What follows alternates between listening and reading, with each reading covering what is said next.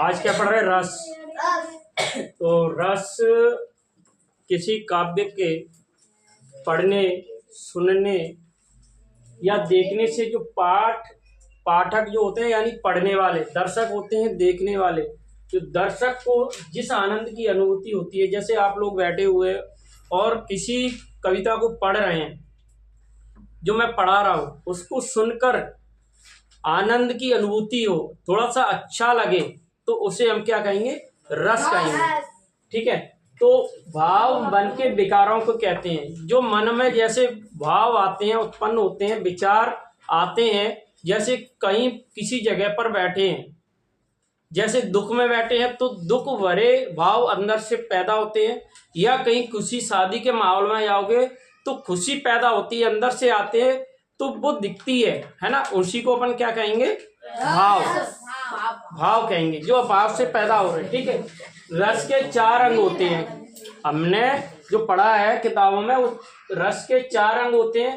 पहला होता है स्थायी भाव, दूसरा होता है संचारी भाव, तीसरा विभाव और अनुभाव। ठीक है। तो इसमें पहला हम स्थायी भाव को पढ़ेंगे। स्थायी भाव का मतलब है प्रधान भाव। प्रधान भाव वही होता है जो रस की अवस्था तक पहुंचता है। जो हमारा स्थायी भाव है वो कौन सा होता है? प्रधान भाव। प्रधान भाव क्या करता है? वही होता है जो रस की अवस्था तक पहुंच जाता है। वो कौन से रस की बात कर रहे हैं हम, कौन सा भाव उत्पन्न हो रहा है, वहां तक पहुंचकर उसकी विशेषता बताता है। स्थायी भावों की संख्या 9 मानी गई है। कितनी मानी गई है? 9। ठीक है।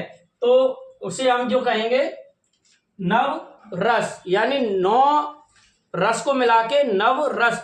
वैसे भी 9 को हम नव बोल देते हैं, नवरात्रि बोलते हैं। 9 दिन की जो माताएं बैठती हैं, 9 दिन बैठती हैं, उसको अपन क्या कह देते हैं? नवरात्रि। तो नवरात्रि बोल रहे हैं तो इसको अपन नवरस कह सकते हैं, है ना।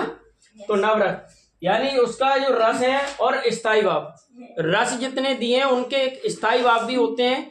तो इस तरीके देखो, पहला है श्रृंगार रस।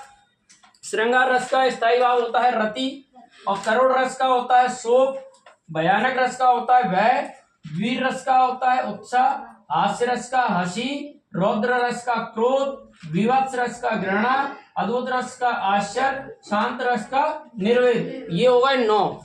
एक रस और बढ़ा दिया है वात्सल्य रस, है ना, जिसमें बचपन की बातों को दोहराया जाता है, उसे हम कहते हैं वात्सल्य। प्रेम भावना का, यानी